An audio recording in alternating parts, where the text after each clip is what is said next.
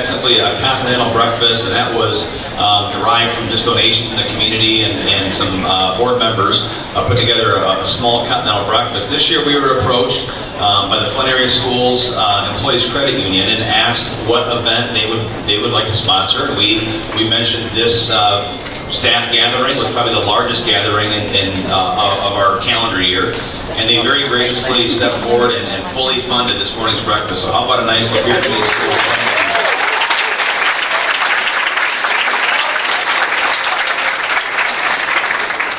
Now you can see that the Flint Area Schools Credit Union table as you came in. They'll be here for most of the morning. Throughout the course of my presentation and the meeting that follows in here, please feel free to continue to go get more food if you're hungry. We've got plenty of it, and we want to get rid of it. And if you don't eat it, we're going to have to give it to the kids, so eat it. A few introductions this morning of some people that are joining us. We have 5 of our 7 school board members with us this morning. Joining us, Mrs. Peggy Bush, Mr. Mike Keller, Mrs. Wendy Byard, Mr. Brad Hagedon, and Mr. Gary Oyster. Thank you for joining us this morning.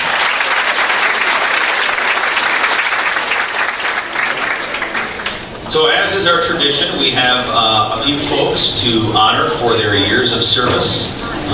And we have 3 recipients this year of our 30-year service recognition. And as we say on an annual basis, 30 years in any organization in the same industry is a tremendous accomplishment. And these folks have been part of our Lapeer Community Schools family for 3 decades. Eileen Thompson is not with us this morning, but at this time I'd like to bring up Mr. Nick Ward and Mrs. Brenda Wells for 30 years of service.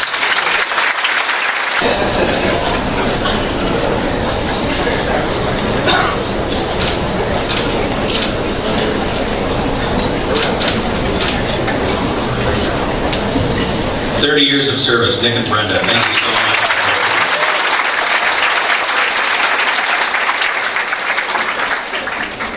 And we have a special recognition this morning, and this person is not aware they're receiving it, but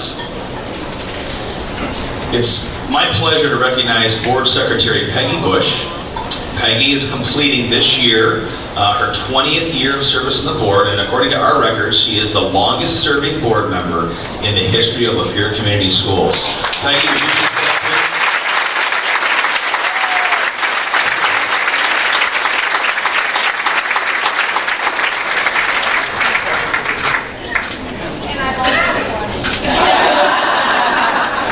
She looks great. Thanks, Peggy.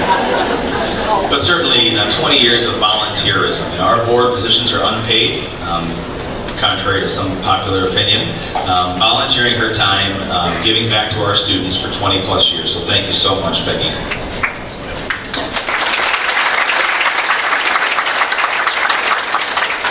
So before we get into the actual presentation, we do have, as we always do, several new faces and some folks that are changing positions that we want to take special time to introduce and recognize. And I will begin that introducing 2 of our new principals and 1 new associate principal. At this time, it's my pleasure to introduce Mrs. Katie Jordan, who is our new Murphy Elementary principal. Katie.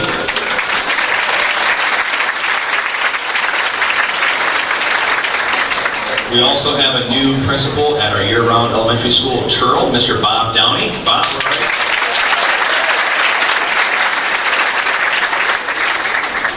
and not a new face or name, but certainly in this position, we want to introduce and congratulate Mr. Wyatt Stevens. He's our new Roland Warner Associate Principal. Wyatt? There he is. Ready to make a quick exit. All right. I'd like to introduce Mrs. Jennifer Tyndall, our Director of Special Education, to introduce our new special ed staff.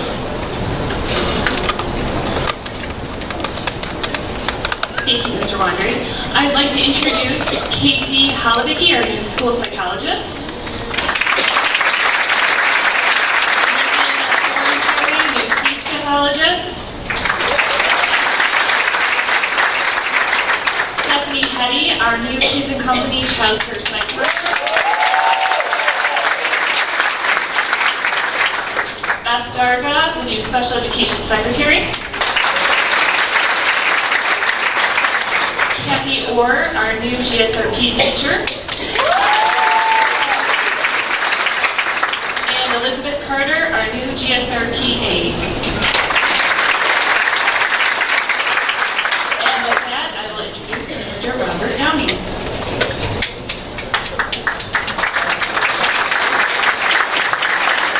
Thank you. It's a little bit different than trying to engage two more people. I have the privilege of recognizing or welcoming 3 new parapros to the Turtle family. Vermilla Carr Haynes, Diana Whitcoff, and Nicole Partridge. And our principal at Lynch Elementary, Ryan West.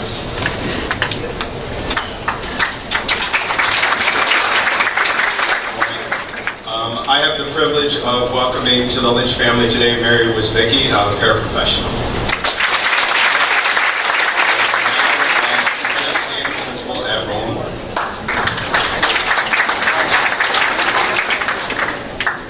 Thank you. I'd like to welcome to Roll Warner this year. We have our attendance athletics guidance secretary, Renee Schratz. Our new Spanish teacher, Brianne McGrath. New paraprofessional, Britt Moore. And another new paraprofessional, Kristen Jeans. And with that, I'm going to turn it over to Mike Wolf, principal.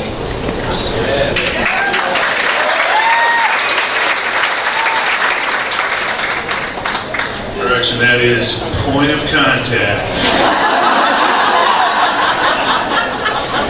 It's all cool at Zimmer. We have a complete custodial staff now that we've hired Deanna Sobek. Thank you, Deanna.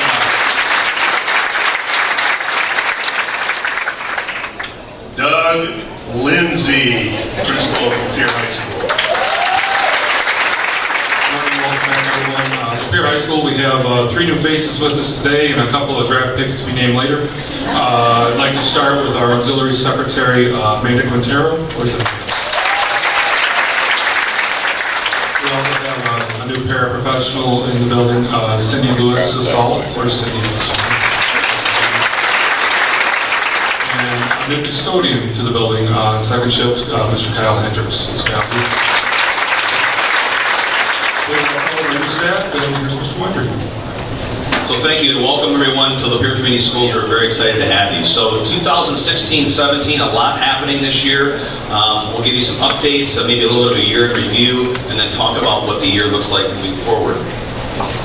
So from everyone's favorite topic, we'll cover the 16-17 budget very, very briefly. You're welcome for that. Just a quick refresher. Looking at our student enrollment from 2004-05 to the current projection of 5,103 students for this coming school year. Just to reiterate and give you a graphic demonstration of what our current challenge is. And this is not unique to Lapeer. About 75% of traditional K-12 school districts find themselves in declining enrollment status. There are several local area school districts considering closing schools this year, including Lake Orion, Farmington, Southfield, obviously Flint, Saginaw.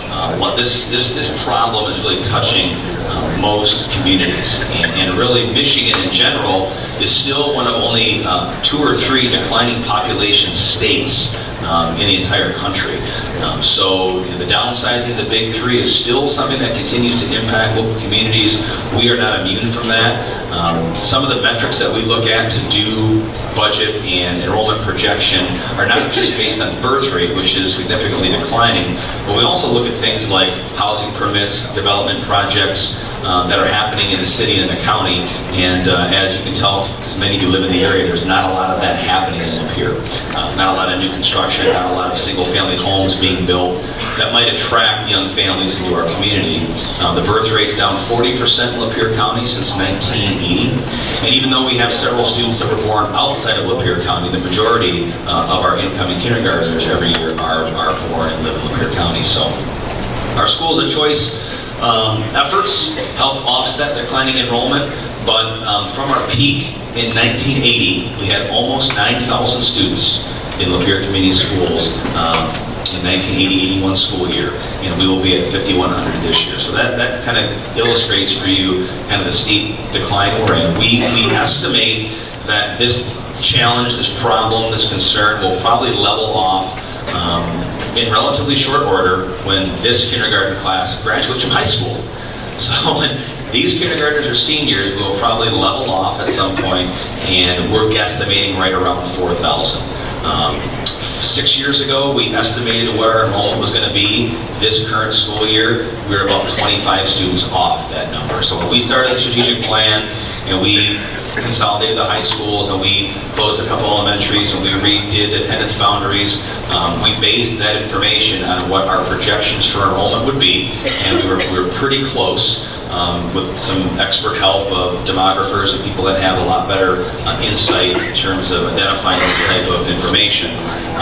But there's really no end in sight, in the near future. So it's a challenge we have to continue to grapple with. Your grade level population, this really gives you an idea of the current student body. On the left is your senior class, right around 470. On the far right is your pre-K and kindergarten enrollments, those far two bars. So it just shows you the difference between your graduating senior class, your upper class grade levels, and what's replacing or replenishing that loss. And so the difference is about 200 students on an annual basis. And that equates, when you talk about per pupil funding, to about a $1.5 million or a $2 million loss in revenue on an annual basis. That's before we even sit down and start sharpening the pencil and talking about, how can we increase revenue, how can we decrease expenditures. Just based on our student enrollment, rolling our population forward from year to year, it's about $1.5 million loss in revenue. So that's a challenge for any organization, any business that looks at that kind of loss in revenue on an annual basis certainly has to identify some changes or adjustments that can happen to offset that. And we're going to begin that process this fall again. We're going to launch a new 5-year strategic planning process.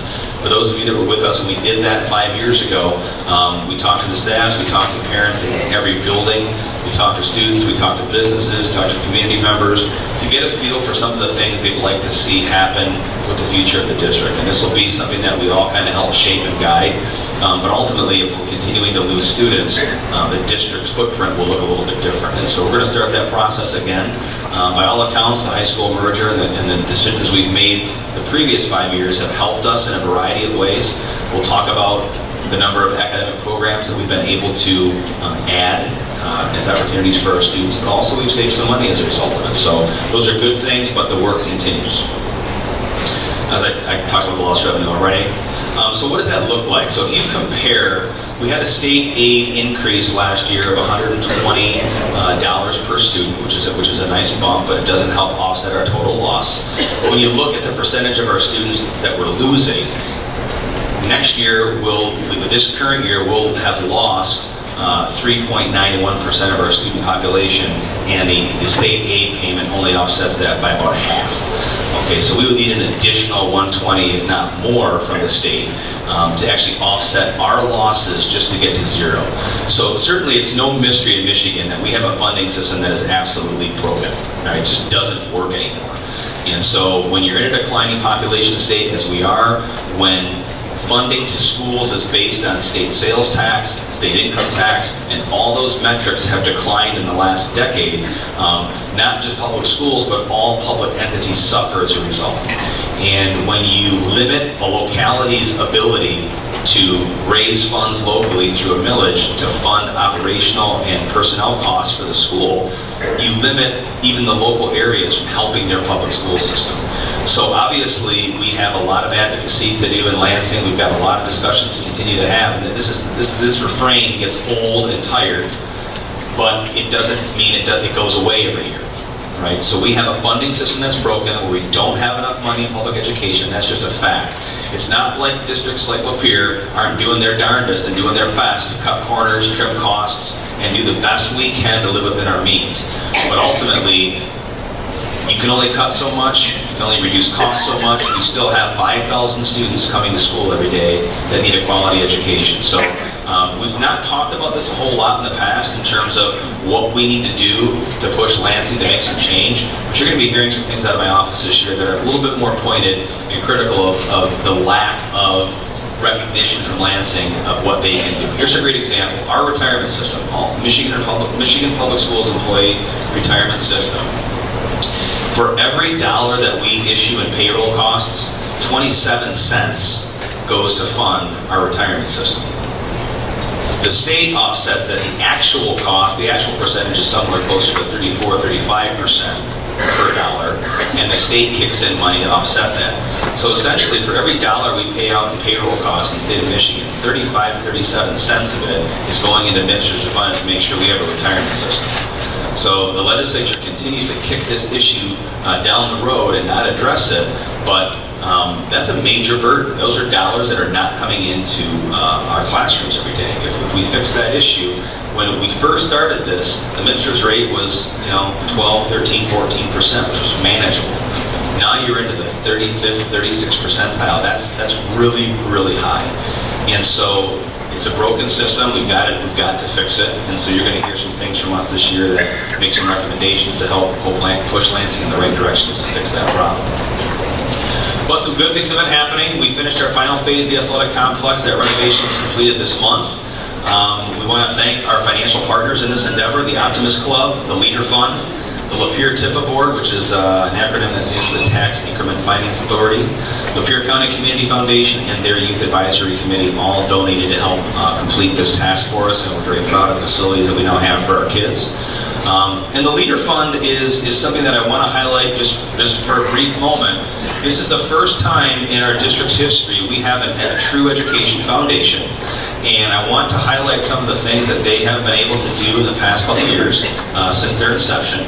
But it's a comprehensive educational and athletic foundation. They've donated literally thousands of dollars in grants and scholarships for Lapeer students and academic programs, including PLTW and robotics. They host honors banquets to recognize our student leaders. They do that 3 times a year, fall, winter, and spring. And they have several very large-scale annual fundraisers. The hole-in-one shootout, a euchre tournament, and we have a cornhole tournament, which is actually September 10th on the new field. And the Leader Fund is attempting to break the Guinness Book World Record of number of cornhole participants.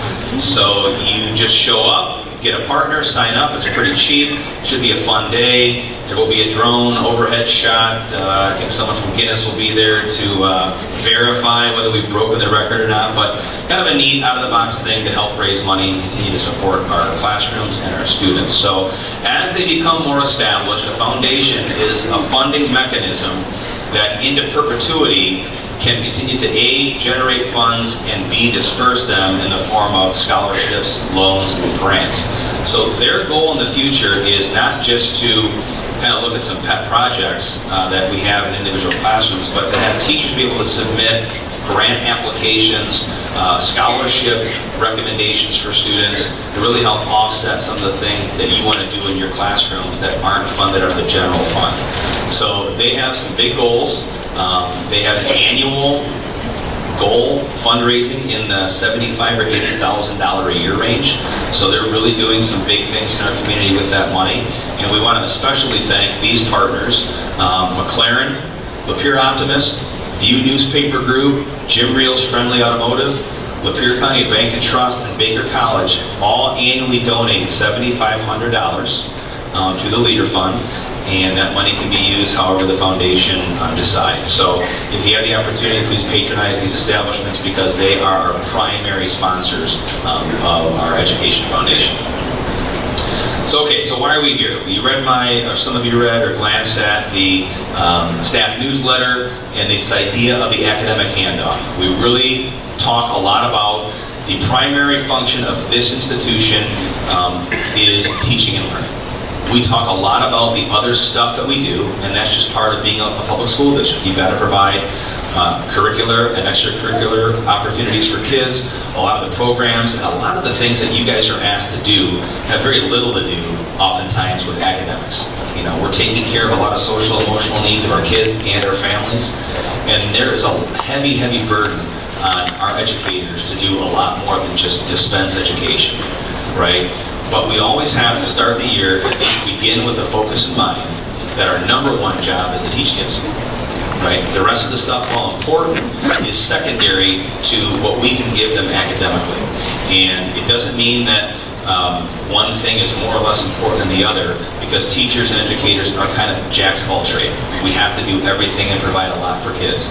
What public schools provide to students and families now compared to 20, 30, and 40 years ago is remarkable. It's a remarkable burden that we bear as the kids come into our doors every day with significant needs. And they're looking to us, looking to you in particular, to help them in a variety of ways. So how do we kind of get through the fog of all that other stuff to focus on academics? Oftentimes it's very, very challenging. We recognize that, but we have to keep in mind that's our primary job. So 5 years ago, we launched a pretty ambitious strategic plan we had goals set for pretty much every level of the organization. And chief among those goals was to expand our academic program, to offer more new and innovative choices for kids, to stretch and support our best students and help our lowest achieving students kind of raise all boats. And we have a lot to celebrate as it relates to that. So since 2011, we've launched K-12, PLTW, and STEM. We have year-round opportunities for students at the elementary and middle levels.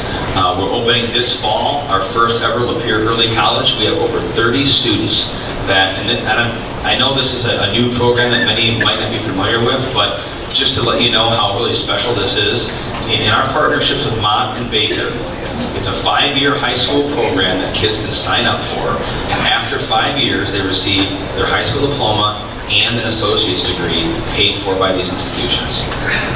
And it's an application process, so we had several students apply to be a part of this, and 30 were accepted.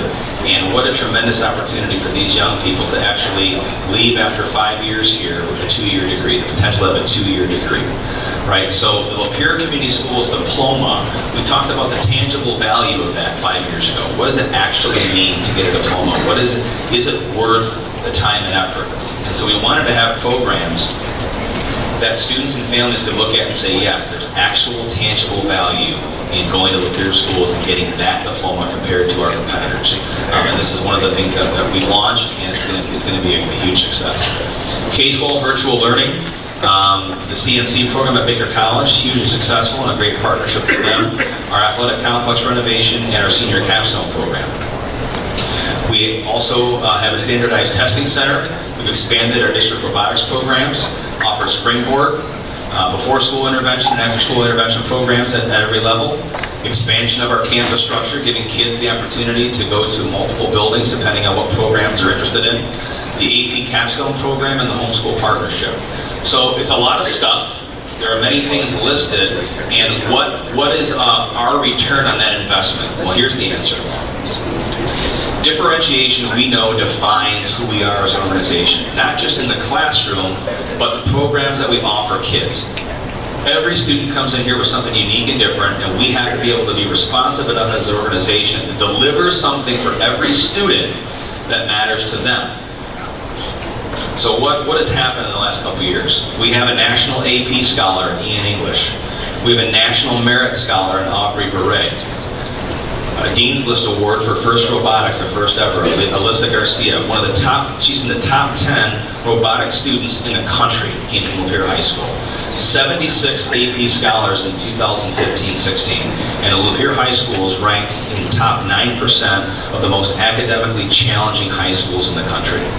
Folks, that's a tremendous list of accomplishments of our young people, and it's a function of a system that provides great opportunities with a staff that understands the diversity of student needs and can support them in meeting their goals. These kids are taking advantage of every opportunity that we have. We had a young lady 2 years ago graduate from high school and enter Alma College with over 46 credits. She started school as a sophomore. So when you ask that family what's the tangible value of a Lapeer Community Schools diploma, well, 1 year's tuition at Alma College is about $25,000. Okay, so that means a lot to families. These early college programs, the dual enrollment stuff, we're helping families pay the burdensome costs of tuition and doing the best we can to help them do that. They have a tremendous amount of thanks for the organization and providing those opportunities. Prior to us launching our dual enrollment program, we had 12 students dual enrolling in Lapeer Community Schools. We're going to have almost 300 this year. And that's a fantastic partnership with our universities. More results. The Zemmer campus finished in the top percentage, meeting PSAT benchmark in county math and evidence-based reading and writing. Lapeer High School finished in the top percentage, meeting SAT composite benchmarks in the county in both math and reading and writing. As I mentioned, 200 plus college on campus students, 30 Lapeer early college students, and 2 state champion robotics teams and multiple world championship appearances. And the robotics program is K-12. But that's not just middle school and high school. We're going to have robotics teams all the way through at every level here. So we talked about differentiation. We talked about what that means. You're going to hear a lot more about this in the PD sessions. But differentiation is not necessarily something that's easily done. It's a word. Like a lot of words in education, if there's not action behind it, it doesn't have a whole lot of meaning. The one great thing about education is we've got tons of acronyms, programs change constantly. Oftentimes we see things as recycled. I did this in 1975, I heard about this in 1980, I went to a conference and learned about that in 2001. How is this stuff different? Ultimately it comes down to what the talent level, the ability level, and the willingness of our teachers and staff to implement what we know are best practice things, best practice solutions. But differentiation is not easy, right? And it also places a greater burden on our staff to be able to deliver that to every student individually. And the video clip I'm about to show you kind of demonstrates how difficult differentiation can be.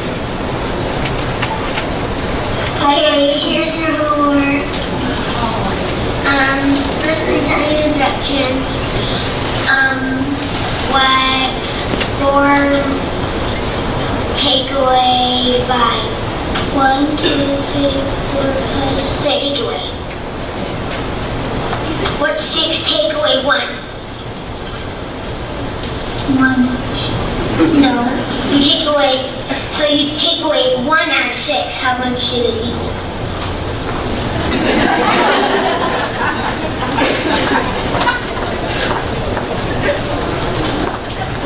What's 10 minus 1? I don't know. 1, 2, 3, 4, 5, 6. 6, 7, 8, 9, 10. Nope. Take away 1. What is it? 1, 2, 3, 4, 5, 6, 7. Nope. 1, 2, 3, 4, 5, 6, 7, 8. And 1 more. Add 1 more. How many equals? 1, 2, 3, 4, 5, 6, 7, 8. 1 equals, it makes 9. See how you take away 1 and it equals 1.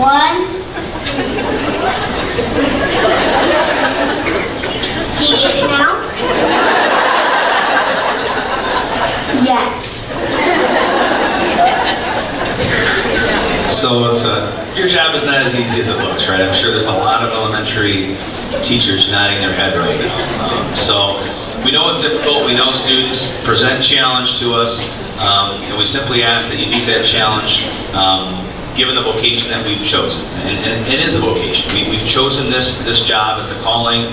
Not everyone can teach. If everyone could, there'd be a lot more folks in here saying they do great things with kids and they work with kids every day, but they don't understand and appreciate the challenge it is to come in here every single day and deal with some confused, confounded looks, right? You're trying your best to deliver and dispense this education. You know they know it.